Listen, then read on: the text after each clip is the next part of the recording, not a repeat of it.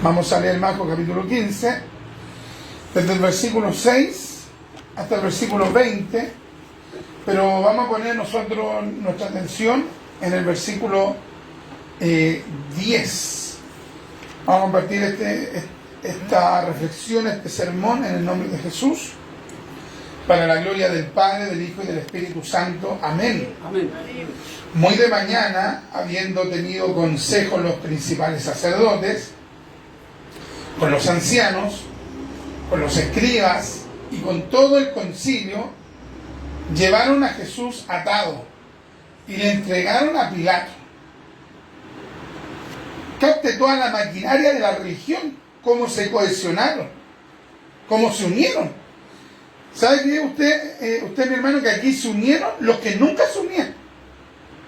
Porque la gente no siempre se une por cosas buenas. Hay gente que se une para dañar. Nunca se van a unir para hacer algo bueno. Partí leyendo del 15:1 para contextualizar. Entonces aquí, imagínense, se unieron para lo malo. Qué tremendo, hermano. Amén. Dice así: llevaron a Jesús atado y le entregaron a Pilato. Pilato le preguntó: ¿eres tú el rey de los judíos?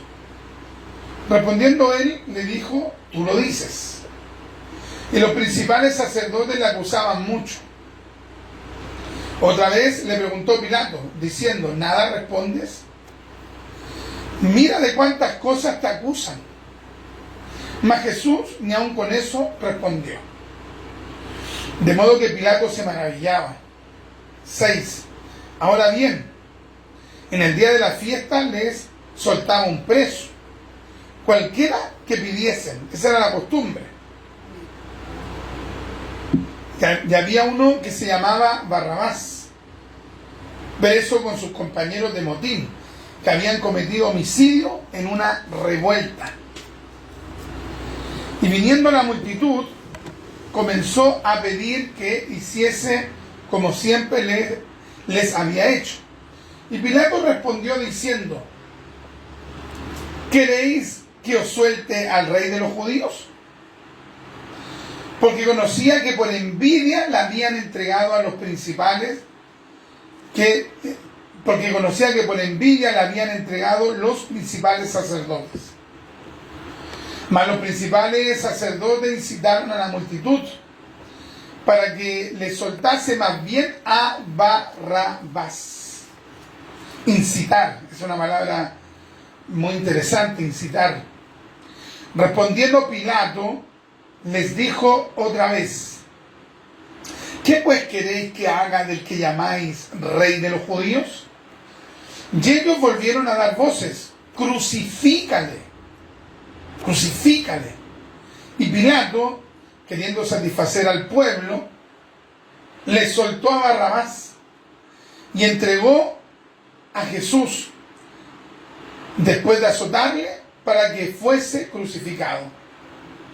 Entonces los soldados le llevaron dentro del atrio, esto es, al pretorio, y convocaron a toda la compañía, y le vistieron de púrpura, y poniéndole una corona tejida de espinas, comenzaron luego a saludarle: salve, rey de los judíos.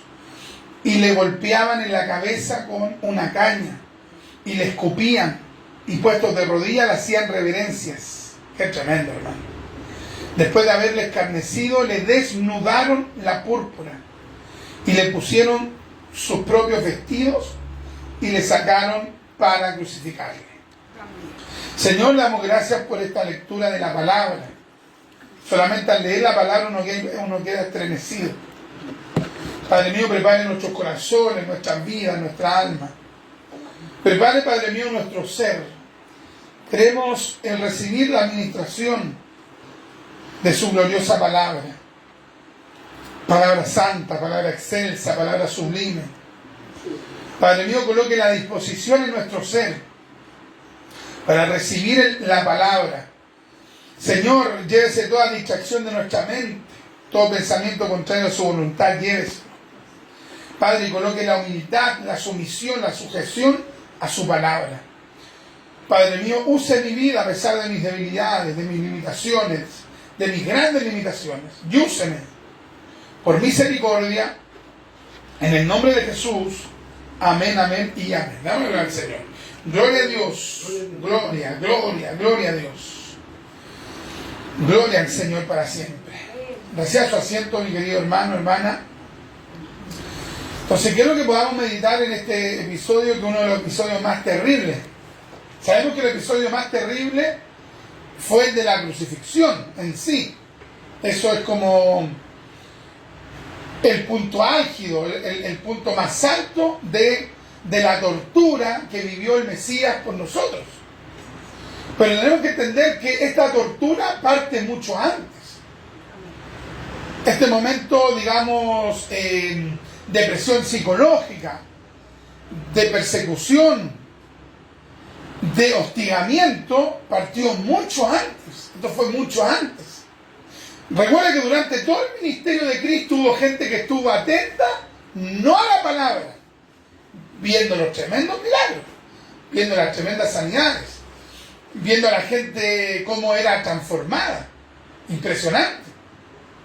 Pero sabe que aún así estaban pensando, hay muchos textos que dicen que estaban ideando cómo matarle. Imagínese, hermano. Por ejemplo, si cualquier persona, un delincuente, que quiere hacerle daño a alguien y ve que esa persona tiene un poder extraordinario, que sana, que liberta, que perdona, que restaura, que camina sobre las aguas, ¿qué es lo que uno esperaría de ese delincuente? Que ese delincuente, al ver todo eso, se convirtiera por todo lo que está viendo. Pero ¿sabe qué? Había una facción de los judíos y particularmente de los que lideraban la religión judaica que eran de una maldad pero extraordinaria, una maldad pero así terrible.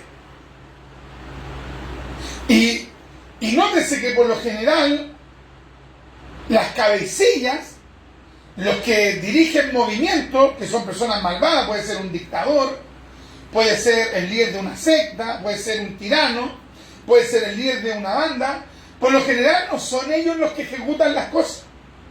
¿Se ha dado cuenta de eso, no? Ellos mueven los hilos nomás. Mueven los hilos nomás. ¿Usted cree que Al Capone, él iba y dirigía, digamos, los hechos prácticos que tenía la mafia? No, él ideaba, él mandaba, él organizaba. El mismo caso de Mao Zedong en China, de Adolf Hitler allá en Alemania, de Stalin allá en Rusia. Son ellos los que idean, pero no son ellos los que ejecutan. Para eso está, como se dice, hermano, los títeres, los tontos útiles, como dice nuestra hermana Gloria. Es así. Entonces, aquí había un grupo, una cúpula de poder que se había organizado para destruir a Cristo. Era todo el poder de la religión que se había unido no para aceptar a Cristo. Se supone que ellos constantemente estaban esperando la venida del Mesías. Se supone. Porque cuando el Mesías vino, ¿qué es lo que sucedió? Se unieron para destruir a Cristo. Entonces, eso no lo podemos pasar por alto. Hay mucha gente que pone mucho su confianza en la religión. No, la religión, cuando no anhela hacer la voluntad de Dios, es una de las peores organizaciones del mundo. El religioso es una persona que puede llegar a ser tremendamente malvada. Porque la religión no puede regenerar el corazón del hombre. La religión no puede hacer nuevas personas. Nosotros aquí en la iglesia no le ofrecemos que nosotros vamos a hacer nuevas personas, no. El que hace nuevas personas es Cristo. Amén, gloria a Dios. Y de modo que si alguno está en Cristo, no es criatura. O sea, es Cristo el que hace nuevas personas. Amén. En cambio, la religión vende el cuento que ellos transforman a la gente en mentira. Hay otro también que, por ejemplo, los alcohólicos anónimos, que ellos dicen que igual cambian a la gente, ¿no? Si el que puede hacer nuevas personas es Cristo solamente. Amén, gloria a Dios. Entonces, pensemos, hermano, que los enemigos de Cristo no eran gente, digamos, común y silvestre.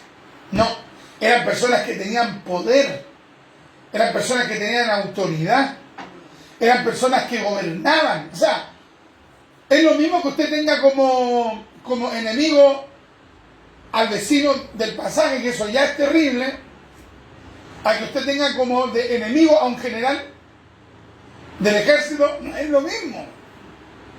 Es lo mismo que usted tenga un problema con un hermano, a que usted termine teniendo un problema con un obispo y que el obispo le tenga mala. No es lo mismo. Entonces Jesús finalmente era odiado por los que tenían el poder terrenal, en el poder terrenal allá en Israel. Muy de mañana, habiendo tenido consejo los principales sacerdotes con los ancianos, ¿ves? Habían tenido consejo, se habían unido, no se habían unido en a orar, a ayunar, vamos a buscar de Dios, vamos a esperar al Mesías, vamos a hablar con Cristo para ver si Él es el Mesías, y si nosotros hemos errado nos vamos a arrepentir, vamos a buscar el perdón de Dios, vamos a celebrar una fiesta similar a Yom Kippur, donde vamos a quebrantarnos y vamos a pedirle perdón al Mesías. No. Claro, alguien puede decir, no, que estaba profetizado, que iba a ser así. Sí, estaba profetizado. El tema es que supone que ellos eran los representantes de lo de Dios. Entonces uno nunca debe confiarse en alguien porque tiene un cargo, un título, ¿no? Yo he conocido gente que tiene mucha autoridad espiritual, que son líderes de iglesia y que de verdad se comportan como verdaderos hijos de Satanás. Usted los mira y por ni un lado ve a Cristo. Por ni un lado dice, no, esta persona, mire, no perdonan, no restauran, no ayudan, no se preocupan de nadie, pero ellos tienen una posición, tienen un cargo. Entonces, la gente ilusa, los ignorantes, hay algunos necios que les gusta buscar a esa gente. Los tratan bien, se sienten mal. Los tratan con respeto, se sienten incómodos. Claro que se han habituado siempre a ser maltratados. Amén, gloria a Dios. ¡Qué tremenda! Hay gente que es impresionante. Y les gusta que lo humillen, que los pisoteen. Cuando no los tratan mal, como que se sienten mal porque no los tratan mal. Mire la locura. Y resulta, hermano, que hay gente que tiene un poder religioso y los ilusos creen que porque esa persona tiene ese poder religioso, esa autoridad religiosa, que es de Dios. No es así. Aquí lo que evidencia que una persona es de Dios, porque se somete a la palabra. Porque trata, con toda su debilidad, trata de vivir la palabra de Dios. Entonces, imagínense usted todos los que se unieron. Los principales sacerdotes, los ancianos, los principales sacerdotes, casi en su totalidad eran saduceos. Habían algunos que eran esenios.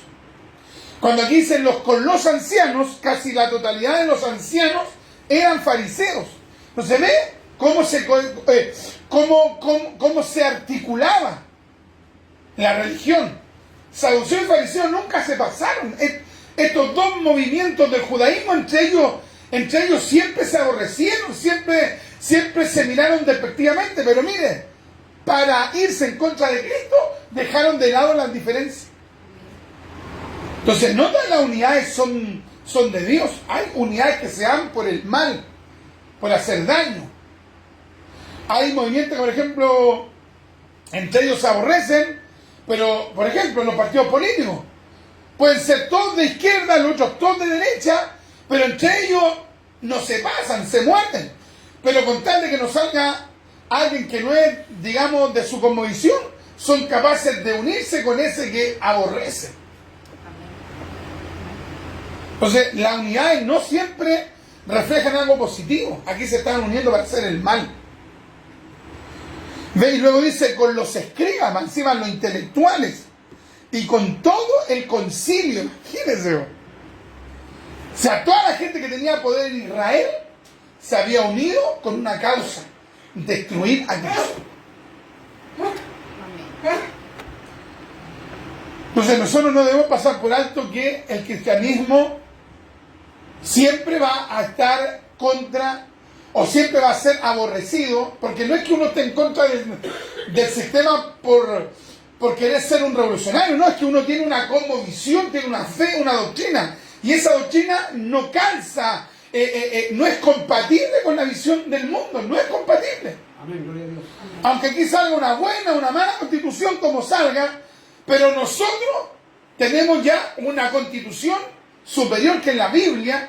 Entonces, Gloria a Dios. sea que se mantenga esta constitución o la otra, nosotros siempre vamos a estar contra la corriente.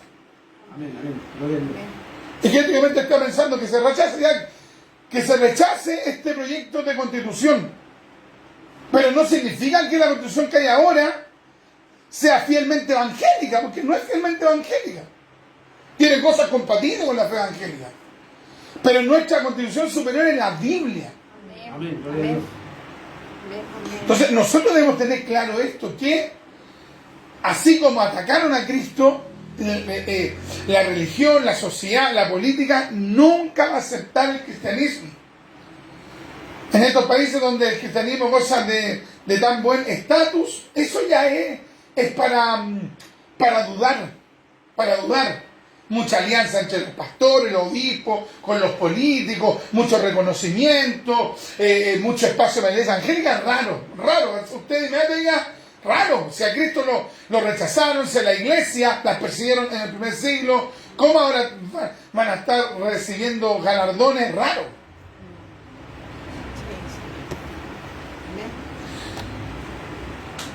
Y dice la palabra que llevaron a Jesús atado.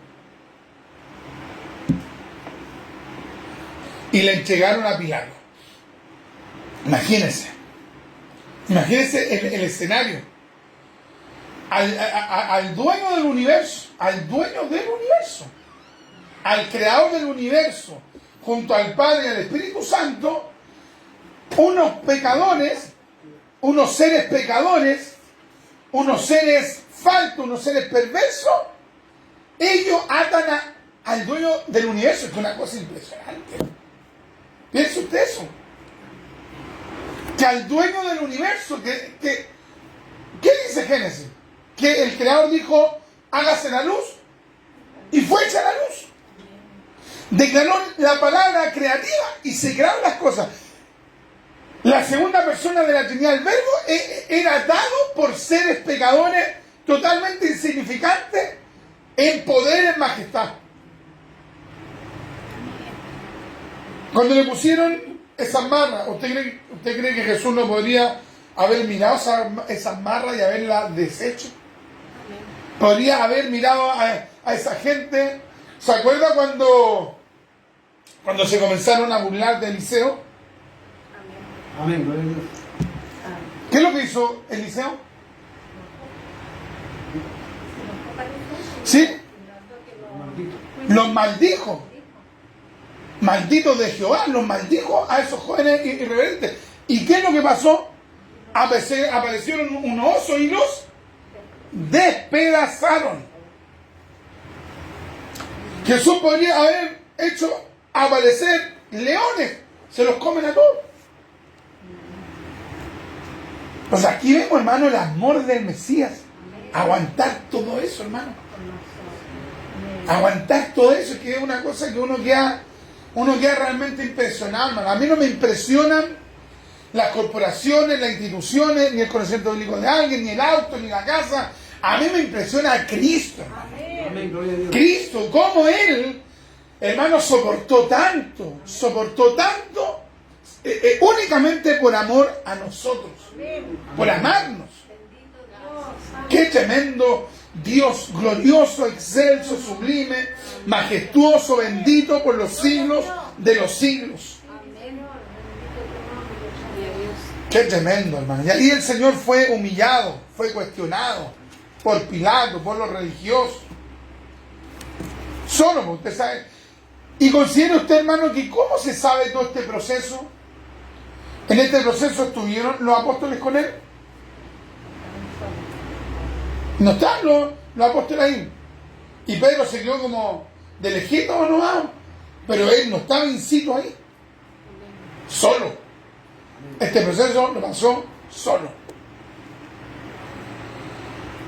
Hay personas que quieren pasar el proceso, ojalá que estén todos todos los familiares, los amigos, los parientes, los cercanos, que le mandan un WhatsApp, un correo electrónico, que le vayan a la casa. Claro, si la gente está, gloria a Dios, pero hay procesos que uno los va a vivir solo y hay que entender eso. Pero en esa soledad tienes que entender que estás solo en cuanto a que no hay personas contigo, pero Dios está ahí. Y Dios lo permite para que de esa manera Dios aprenda para que de esa manera nosotros podamos aprender, porque esto hay que aprenderlo. Aprender a depender de Dios.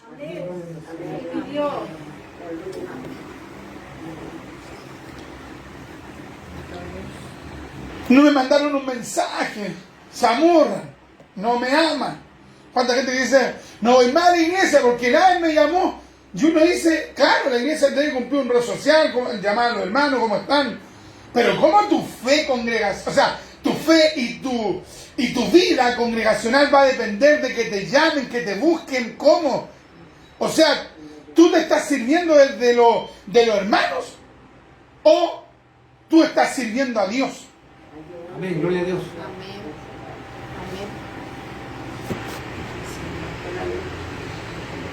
Se cambian de iglesia, un mes acá, no les gustó acá. ¿Por qué? Porque nadie me llamó, nadie me buscó, nadie me ministró, se van a otra iglesia. Están en otra iglesia. Porque miren, hay un dicho popular, ¿cierto? Todas cosas nuevas. Ese dicho es. Pero súper correcto, súper evidente.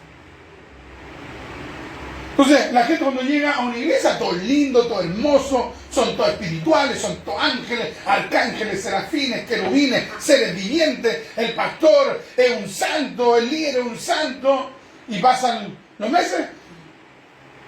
Un día yo hablaba con una persona que yo creo que se habrá cambiado unas 8 veces mínimo de iglesia, y se cambian así, como los saltamontes, van cambiando.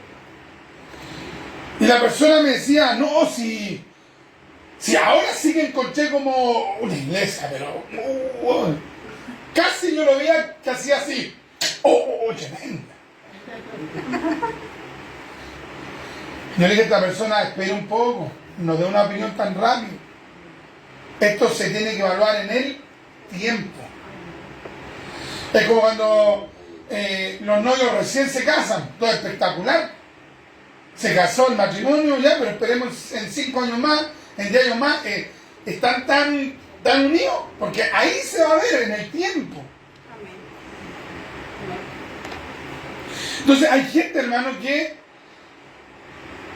no entiende que los procesos tienen que pasarlo en Dios. Gloria a Dios si hay algún hermano, gloria a Dios si hay algún amigo. Gloria a Dios si está el pastor, el encargado de obras, si está un obispo ahí diciéndole estoy orando por usted. Hay otros que dicen, hermano, ore por mí y ellos no oran. O sea, yo tengo que dejar aparte un montón de cosas que hacer. Póngale media hora para orar por el hermano y el hermano está viendo tele. Está leseando, falta los cultos, no va a las actividades, pero dice, ore por mí, pero y usted, o sea, yo voy a llevar el peso suyo, ¿no? Yo ayudo a llevarle el peso. Pero no que uno le tome el peso a la persona para que la persona siga viendo su vida mundana, no puede ser así. Amén. Hay gente que de repente me dice, hermano, ore por mí, hermano, ore por mí. Y uno ve que esa persona no tiene ni el más mínimo deseo de renunciar a su vida mundana. Entonces, de repente a esa persona hay que decirle, yo voy a orar por ti, pero voy a orar por ti para ayudarte, porque tú eres el que tiene que orar, principalmente. Entonces nosotros como cristianos debemos aprender esto. ¿Ve? ¿Cómo pasó Cristo este proceso? Solo. Si usted está siendo apoyado por alguien en su proceso, dele la gloria a Dios, hermano. Que Dios tiene a ese hermano, a esa hermana, a ese líder, a ese amigo, a esa amiga en Cristo. Dele la gloria a Dios. Porque Cristo lo pasó solo. Ahora, pero solo de los hombres, grabémonos esto. Solo de los hombres, pero en compañía de Dios. Dios está conmigo. Y en el proceso hay que decir, Dios está conmigo, Dios está conmigo, Dios está conmigo. No está el hermano, no está la hermana, no está el pastor, no está el líder, no están las personas que... Porque oiga, usted tiene una actividad de la carne, todos están con usted. Si usted tiene bendición económica, ahí están. Pero para la prueba, ¡pum!, desaparecen todos. Como que usted le dio tiñe, como que le dio sarna. Todos desaparecieron. Por lo general, uno, ¿con quién va al médico? Por lo general, solo. O tal vez con la esposa, algún amigo, pero no es que toda la gente con la que usted hizo asado, salió, compartió, esa gente no está.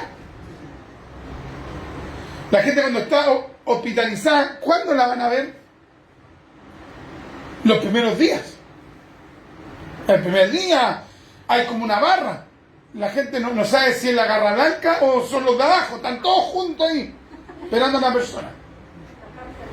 Pero si esa persona llega a estar hospitalizada un mes, ¿cuánta gente va a estar allí afuera? Esperando a entrar, no van a estar. La persona cayó presa y la van a ver 1 o 2 días. ¿Y después quién lo va a ver?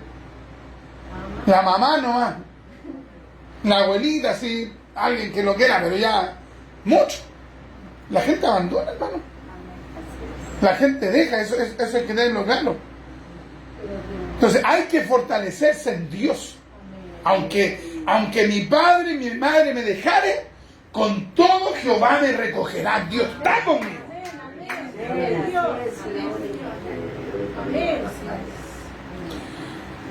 Y cuando el enemigo venga a decirle, mira, estáis solo, estáis terrible solo,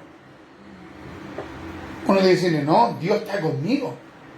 Lo que tú querías es que yo crea que Dios me abandonó, pero Dios no me abandonó. Dios está conmigo. Dios nunca me va a dejar. Nunca, nunca, nunca, nunca. Nunca Dios me va a abandonar. Aunque todos me dejaren, Dios va a estar conmigo. Dios no me va a dejar. Cristo es Emmanuel. Es Dios con nosotros. Es Dios conmigo. Dios está conmigo. Gloria a Dios, aleluya. Entonces eso va a hacer de usted cristiano fuerte. Una cristiana fuerte, un cristiano fuerte. La generación que hay ahora es una generación como casi de cartón. Francis Schaeffer, un pensador evangélico, un filósofo cristiano, norteamericano del siglo XX, él en su libro La Iglesia a fines del siglo XX, habla acerca de la nueva juventud. Está hablando del siglo XX, o sea, ahora el escenario es peor. Habla de que esa generación era una generación de plástico. Ve que uno ve, por ejemplo, uno quiere comprar cosas, no sé, se van a celebrar un cumpleaños y se evalúa. Usamos platos de... ¿Qué material es? Pero el común. Losa. ¿Usamos losa o usamos de plástico? Y la gente dice, no, de plástico, porque es más barato. Cualquier cosa se usa y después se bota. Entonces Francis Schaeffer quería dar a entender que esta generación es así, era una generación desechable, no duradera, no de calidad. Hoy día le dicen algo al hijo, quedó para la embarrada, y hay que hablar al psicólogo, al psiquiatra, no dan más. Antes, con una correa así de gruesa, con hebilla, te dejaban rojo, morado, tenías que estar como tapándote el lado donde te pegaron, y seguiste igual, ¿no? Ahora estoy diciendo que la violencia intrafamiliar sea correcta, no. Lo que estoy diciendo es que esta generación es ultra débil y la van modelando así. El cristianismo no es así. En el cristianismo uno aprende que va a sufrir, que va a pasar malos momentos, que la gente te va a abandonar, que en algún momento vas a pasar pruebas, enfermedades, pero de ahí tú te tomas de Dios. Entonces, la Biblia no forma cristianos de cartón, de plástico, desechable, ¿no? Aquí Dios nos está enseñando por la palabra que Cristo pasó este proceso solo y se tomó del Padre. Entonces nosotros, ¿cómo vamos a pasar nuestro proceso? Aunque nadie esté con nosotros, pero seguimos adelante. Amén, gloria a Dios. Tomados del Padre. Y miren, somos súper hipócritas. No digo son, digo somos. Porque en las pruebas queremos que todos estén con nosotros. Y andamos picados cuando la gente no está. El que está enfermo dice, ya se va a enfermar ese y ahí no voy a estar yo. Yo sé que aquí a ningún ángel le pasa. Eso pasa en otras iglesias. Y resulta que cuando nosotros sabemos que un hermano se enfermó, ni siquiera lo llamamos, ni un WhatsApp, cómo está usted, cómo le ha ido. Entonces, ¿ve? Somos así. Entonces, no. O sea, cuando pasamos un desierto solo, después uno no tiene que decir, yo ya pasé mi desierto solo, mi prueba solo, así que ahora sé que el hermano tanto tiene problemas, hay que se la arregle solo. Si a mí nadie me ayudó, no, pero no es así. Qué tremendo. Entonces uno se pregunta, ¿cómo Marcos supo esto? ¿Cómo Marcos nos relata algo si él no estaba en ese momento allí? ¿Cómo no lo sabe tan detallado? Ahí no estuvieron los apóstoles. ¿Cómo lo supo? Más encima, Marcos no fue apóstol. Él se llamaba Juan Marcos. Y Juan Marcos fue discípulo, en primer término, de Bernabé, luego de Pablo y finalmente de Pedro. Y después incluso volvió a colaborarle al apóstol Pablo. ¿Cómo lo supo? Es que lo que pasa es que Cristo les contó a sus apóstoles lo que él había vivido. Él contó esta experiencia traumática, extraordinaria, la contó el Mesías. Y probablemente gente que participó de este evento tan terrible, luego también comentó la situación. Entonces hay procesos, hermano, que uno ha pasado procesos difíciles. Hay cosas que uno no tiene que contar. Porque hay gente que no valora lo que tú le estás contando, una situación, una experiencia. Pero hay otras veces que Dios te mueve y te dice, cuéntale esto que tú pasaste, va a ser de bendición para la persona. Entonces aquí Cristo, Él contó esta situación, pasó este proceso solo. Solo, es decir, abandonado por los apóstoles, los discípulos, pero tomado del Padre. Entonces, el primer punto, hermano, que quiero que podamos considerar es que van a haber pruebas que las vamos a pasar con gente. Y va a haber otras pruebas que las vamos a pasar solos. Pero en esa prueba no nos soltemos de Dios. No nos soltemos de Dios. Aférrese usted, aférrese.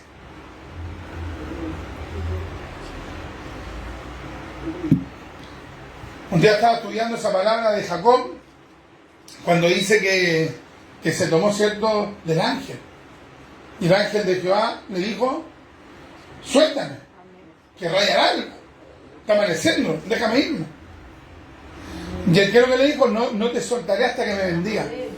Entonces yo estudiaba esta palabra de cómo Jacob se aferró al ángel de Jehová, y un comentarista al texto hebreo decía que Jacob se aferró tanto que su mano como que se enganchó en las vestiduras del ángel. O sea, como que quedó como atrapado, o sea, no se podía soltar. Entonces nosotros así tenemos que aferrarnos a Dios. Tomarnos de Dios nomás.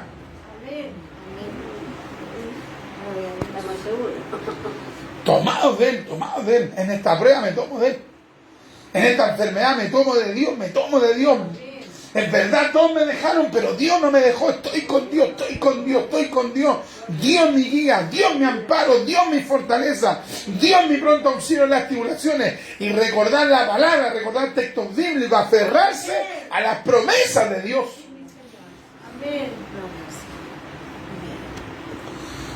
Y esto es muy interesante, hermano, porque recordemos que Jesús tenía el poder para haberse soltado de todos.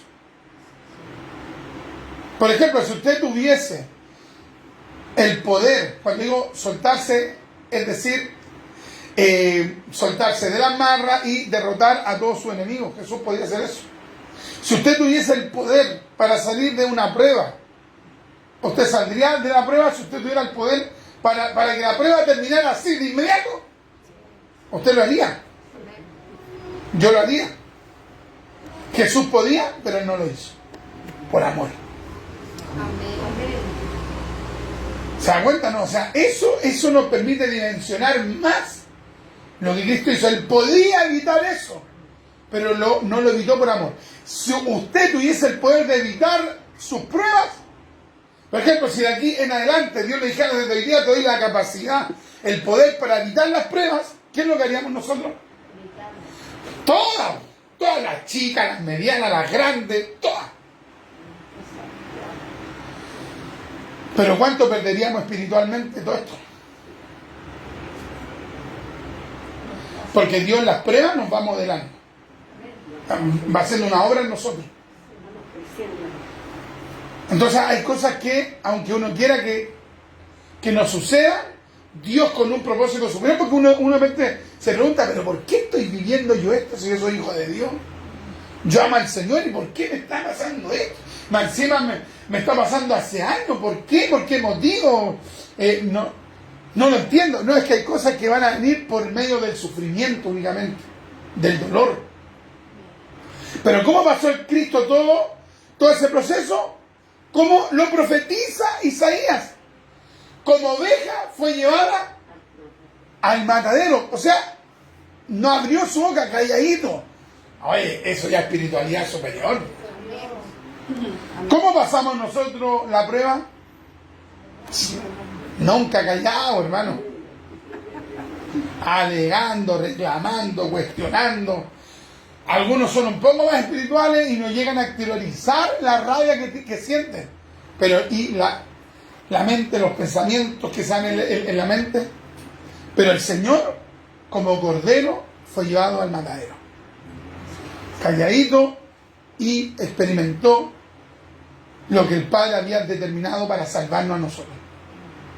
Entonces, hoy cuando nos miramos frente a Cristo estamos tan lejos, hermano, con una cosa pero impresionante. Es impresionante ver, mire, lo he dicho un montón de veces y lo vuelvo a repetir. Yo, por ejemplo, leo, ahora nosotros hemos leído estos versículos del 1 al 20 y hemos comentado algunos versículos y uno queda impresionado con Cristo. ¿Sabe que yo de repente leo el libro completo y digo, esta cuestión de libro, por ser disciplinado para leer el libro, partí en la página 1 y lo voy a terminar? Pero esta cuestión de libro, cualquier falacia, cualquier chantería, cuenteros por aquí, otro hablando lisaes por acá, mire la cuestión que habló acá. Oye, un basural, hermano. Hay otra literatura que es de bendición, que uno dice, una perlita por aquí, una perlita por allá, mire, buen dato acá. Pero aquí usted lee un versículo, como que te llega, hermano, una camionada de luz. Y uno dice, la palabra, es que la palabra es irreemplazable, la palabra es insustituible. La palabra de Dios es tremenda, hermano. Miren lo que hemos hablado en este ratito. Esto que el Espíritu de Dios nos está dando por la palabra. Esto es para sostenernos espiritualmente.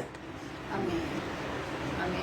En cambio, hay gente que usted la escucha hablar, datos por acá, datos por allá, datos por acá, te citan fecha acá, pero usted los ve, nada de espíritu, nada, Dios no está con ellos. Ahora, estoy diciendo que no tenemos que informarnos, enseñar, no hay que hacerlo. El punto, hermano, que yo quiero exponer es que la palabra tiene una luz tremenda y nos quiere enseñar a que el desierto lo podemos pasar solos, pero ahí tenemos que tomarnos de Dios, tenemos que ser prudentes, tratar, hermano, en lo posible de cerrar nuestra boca, de no arriesgar.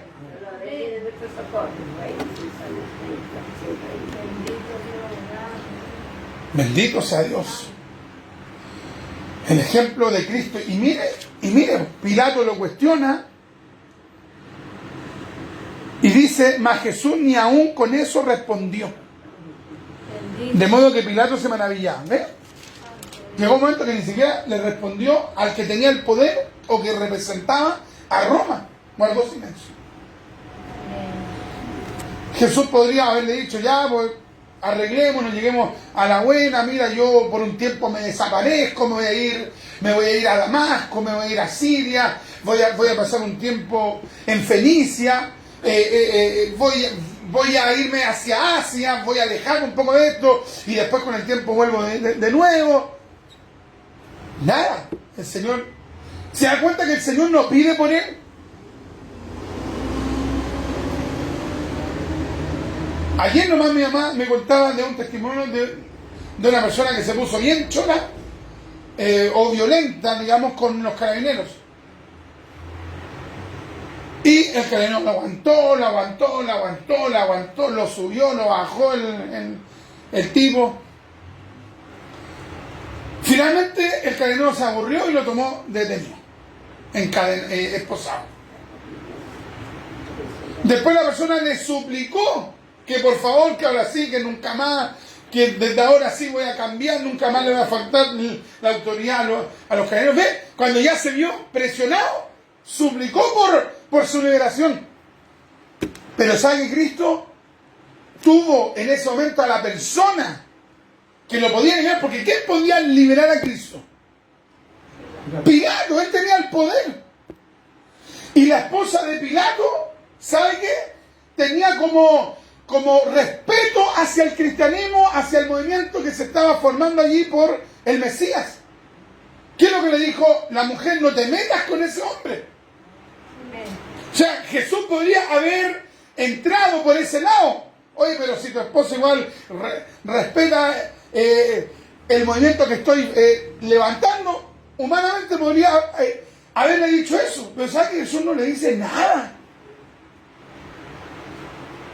O sea, él tenía determinado el cumplir el plan de Dios, el Padre de Dios.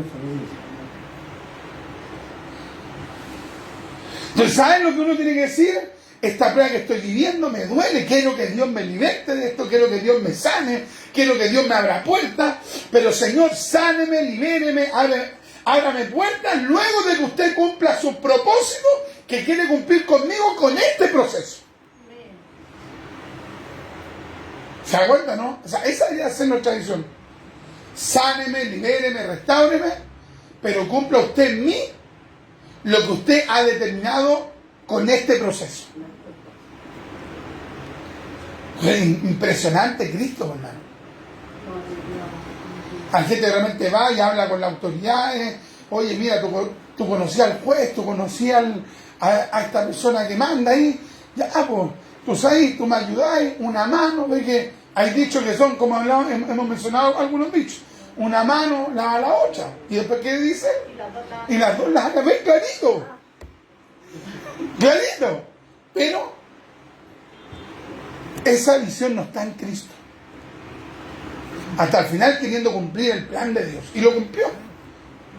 Hasta el final, es decir, cumplió todo hasta el final de lo que el Padre había determinado, predestinado. Por eso Cristo es incomparable, hermanos. Incomparable. Incomparable, hermano. Incomparable Jesús. Jesús glorioso, Jesús bendito. Y soportó todo, hermano. Se burlaron de él, lo pisotearon, lo humillaron, lo avergonzaron. Imagínense, hermano, le pusieron vestiduras de púrpura. Se burlaban de él, salve rey de los judíos. Lo azotaron. Y se da cuenta cómo son de caradura los de los derechos humanos en el mundo. ¿Por qué no hablan de este caso? O sea, el movimiento de los derechos humanos tendría que tener este caso como insignia. Para hablar de derechos humanos tendrían que hablar de Cristo. Todos sus derechos fueron pisoteados. No hablan de Cristo.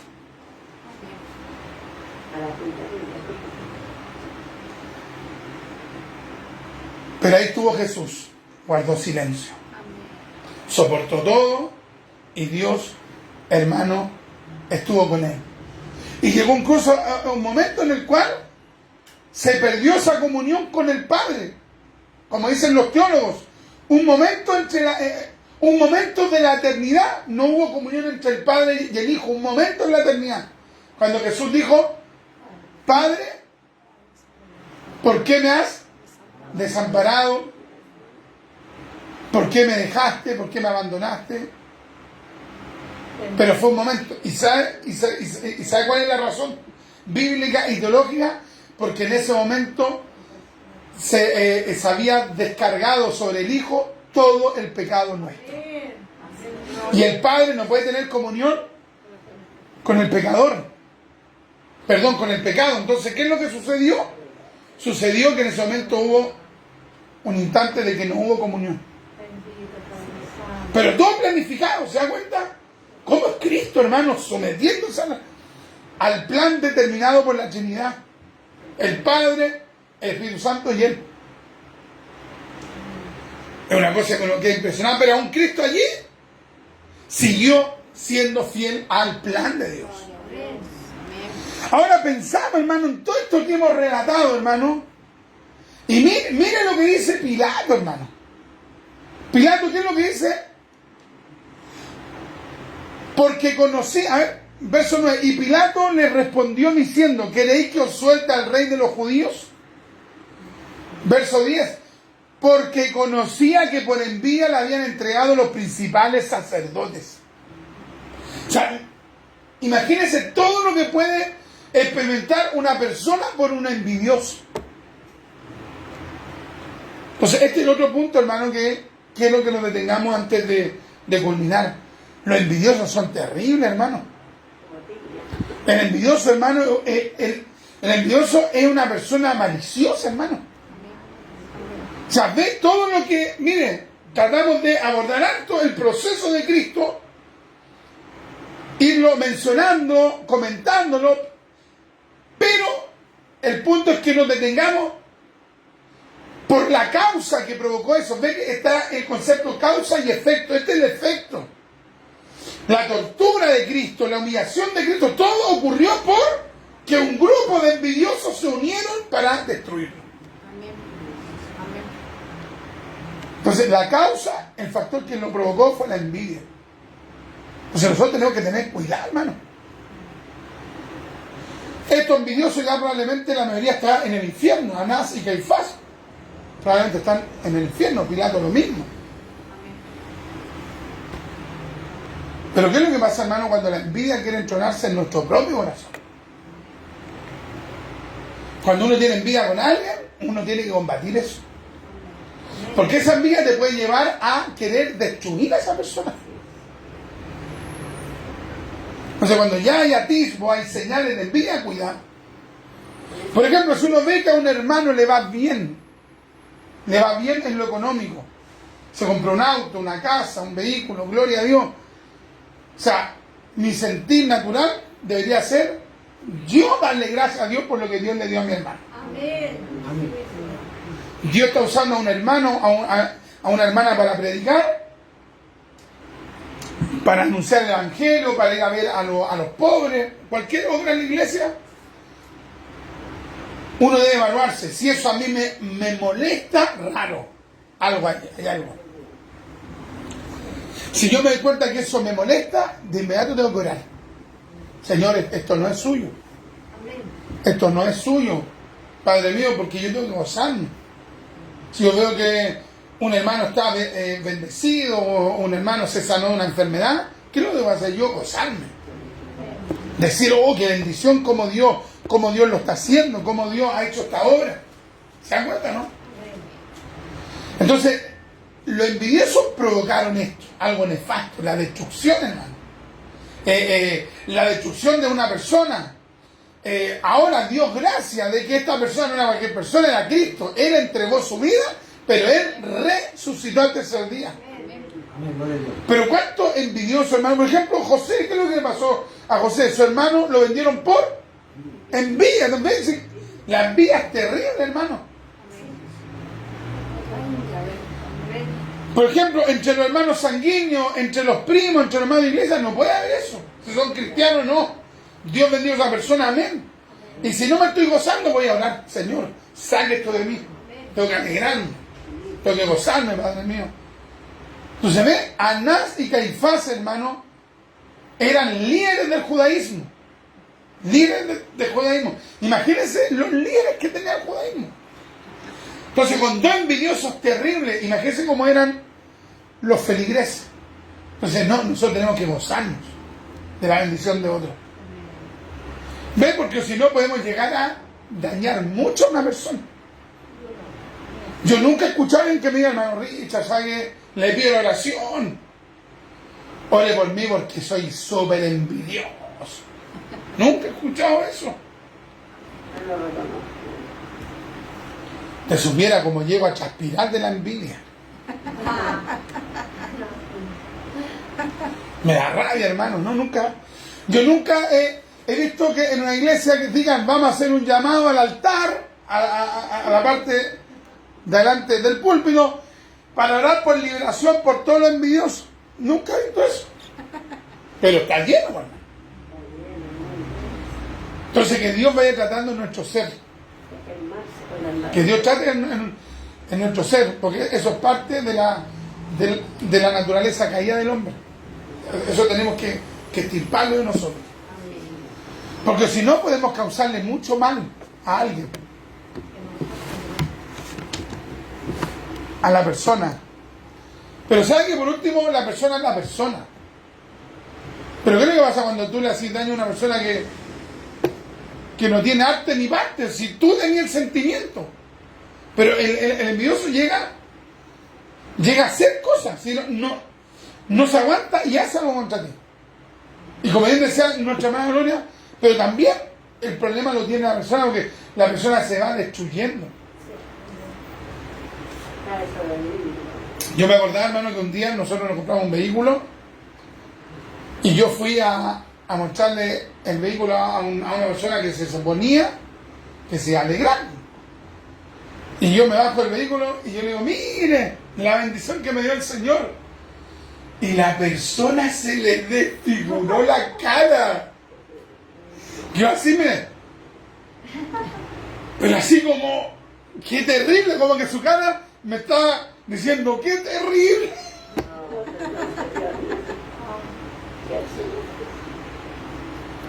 ¿Qué le parece? Y gente de repente ora, predica, ayuna, habla, envidioso. Entonces ya después yo cuando Dios me dio otro vínculo se lo fui a mostrar, pero ya para reírme un poco. Entonces hay que tener cuidado con lo envidioso. Cuidado con lo envidioso. Pero también, si hay algo de envidia en usted o en mí, luchar contra eso. Pedir al Espíritu Santo que haga una obra en esa área. Ya se nos pasó el momento rapidísimo, vamos a ir a la oración y vamos a pedir al Señor que nos ayude a pasar el desierto en silencio, dependiendo de Él. Y también que el Señor nos ayude a poder quitar de nuestro ser toda envidia, toda cosa que nos quiera alejar de la santificación de Dios. Padre, yo quiero darle gracias por esta su palabra.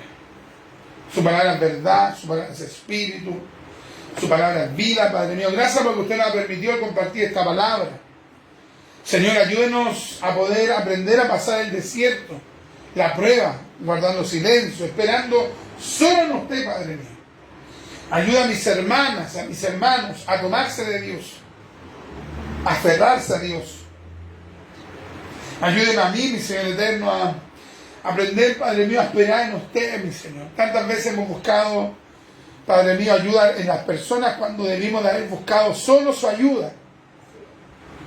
Solamente su elección, Padre mío. Y le agradecemos por esa gente que ha estado con nosotros en las pruebas, gente que nos ha dicho, voy a orar por usted, voy a ayunar por usted. Le damos gracias por esas personas que han elevado una oración por nosotros en la prueba, por esas personas que han clamado por nosotros. Le doy gracias, Padre mío, por aquello. Pero también le pido que usted nos ayude a poder tomarnos, someternos a su voluntad en el desierto, en la prueba. Gracias por el ejemplo incomparable de Cristo. Oh, hermoso Jesús, glorioso Jesús, excelso Jesús, aleluya. Oh, Jesús, Jesús, Jesús. Padre mío, también le pido, mi Señor, que usted nos ayude a poder imitar a su Hijo Jesucristo. Denos la humildad, la sujeción, el sometimiento a la perfecta voluntad de Dios. Mi Padre glorioso, también le pedimos que usted nos ayude a poder luchar contra cualquier sentir de envidia, Padre mío. La envidia, Padre mío, es un fruto de la carne, es propio del hombre caído. Y también los demonios trabajan en la gente envidiosa, Padre. Los turban, los confunden, les dan ideas para poder atacar a la persona que es objeto de su envidia. Padre mío, ayúdanos a luchar contra cualquier envidia hacia los hermanos, en la fe. Ayúdanos, Padre, a poder luchar contra la envidia hacia nuestros familiares. Ayúdenos a luchar contra cualquier tipo de envidia, mi Señor, que se quiera manifestar en nosotros. Es por eso que le pedimos que el fruto del Espíritu Santo se manifieste en nosotros. Oh Espíritu de Dios, coloque fruto del Espíritu en nosotros. Y gracias, Padre mío, le doy por esta su palabra hermosa. Bendíganos, Padre mío, por fe recibimos la fortaleza del Espíritu Santo. Por fe nos tomamos de las fuerzas de Dios, levantamos nuestras manos y por fe recibimos a fuerza. Gracias, Espíritu de Dios. Recibimos a fuerza, recibimos la fe, recibimos la confianza, recibimos la seguridad. En el nombre de Jesús, en el nombre de Jesús. Muchas gracias, Padre mío, por esta su palabra, en el nombre de Jesús, para la gloria del Padre, del Hijo y del Espíritu Santo. Amén, amén y amén. Habla al Señor. Gloria a Dios, gloria a Dios, gloria a Dios. Para siempre. ¿No vamos a cantar ahora una alabanza? Vamos a hacerlo también como hemos dado oportunidades. Tenemos 10 minutos para estar culminando. Después que termine el culto, no vamos a alcanzar a hacer el tema del sticker porque hay que estar a las 12:40. Entonces, terminamos aquí a las 12:30 y nos vamos rápidamente a la plaza y a predicar. Así que vamos a mirar a la hermanita Lucy que nos puede comentar de esta palabra. Más clara que el agua. De que no hay que tener envidia, ni envidiar a otros, ni mofarse delante de ellos, porque el que es envidioso es peligroso. Sí, peligroso. Porque uno tiene que colocarse la armadura. Cuando el envidioso nos tiene los dardos, nosotros estemos acorazados con el Señor. Gloria al Señor.